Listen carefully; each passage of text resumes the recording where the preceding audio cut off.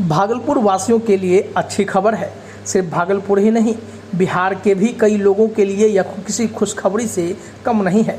जब से बिहार में उद्योग मंत्री शाहनवाज हुसैन ने संकल्प लिया है कि बिहार को भी इंडस्ट्रीज का हब बनाएंगे, तो वह कोशिश अब रंग लाती दिखाई पड़ रही है।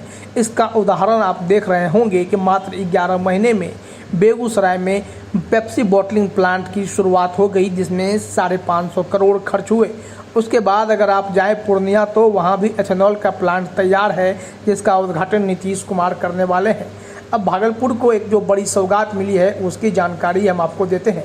दरअसल उद्योग मंत्री सैयद शाहनवाज हुसैन ने कहा है कि भागलपुर में 4 करोड़ की लागत से केंद्रीय रेशम बोर्ड की तरफ से एक कोकून बैंक खोला जाएगा। वहीं तसरवेट थाई रीलिंग यूनिट भी स्थापित की जाएगी, जिससे कोरियन सिल्क के आयात में काफ़ी कमी आएगी। यह बातें उद्योग मंत्री ने पटना में आयोजित सिल्क मार्क एक्सपो को संबोधित करते हुए कही। मंत्री ने कहा कि सिल्क मार्क एक्सपो के जरिए न सिर्फ बिहार के सिल्क उत्पादकों को बड़ा बाजार मिल रहा है, बल्कि भारतीय सिल्क के साथ बिहार के सिल्क की भी ब्रांडिंग अंतर्राष्ट्रीय बाजार में हो रही है। भागलपुरी सिल्क को वैश्विक बाजार और वैश्विक पहचान दिलाएंगे। मंत्री ने कहा कि बुनकर महिलाओं के बीच 1400 बुनियाद रीलिंग मशीन बांटी जा रही है, जिससे थाई रीलिंग जैसी कुप्रथा का भी अंत हो जाएगा। थाई रीलिंग मशीन के बारे में तो आप जानते ही होंगे। उन्होंने कहा कि केंद्रीय रेशम बोर्ड के सीईओ और सदस्य सचिव राजित रंजन ओखंडियार से बिहार को पूरी मदद मिल रही है और उनके सहयोग से बिहार में हैंडलूम और हैंडीक्राफ्ट उद्योग को आगे बढ़ाने में काफ़ी मदद मिलेगी।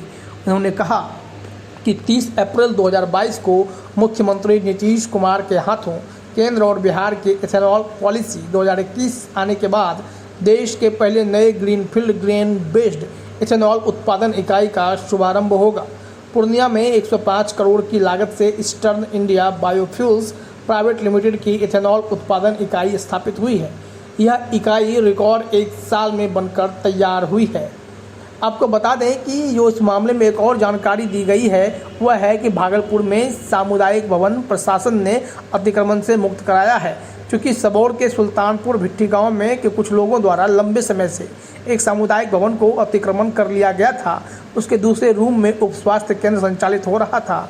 तो बुधवार को उस केंद्र को एएनएम को यह कहा गया है कि यह घर हमारा है, अब यहाँ उप स्वास्थ्य केंद्र का संचालन भी नहीं होगा। इसको देखते हुए प्रशासन हरकत में आया और इसे मुक्त करा लिया गया है। खैर, इसकी ज़रूरत इसलिए पड़ गई है कि जो सामुदायिक भवन होते हैं वह सबके काम का होता है, चाहे उद्योग करने वाले हों या कोई बैठक करने वाले हों। तो सामुदायिक भवन का गलत उपयोग नहीं होना चाहिए। लेकिन सैयद शाहनवाज हुसैन ने जो भागलपुर को खुशखबरी दी है, वह वहाँ के लोगों के लिए बहुत ही अच्छी खबर है कि अगर कोकून बैंक खुल जाएगा तो भागलपुरी सिल्क की वैल्यू खूब बढ़ जाएगी।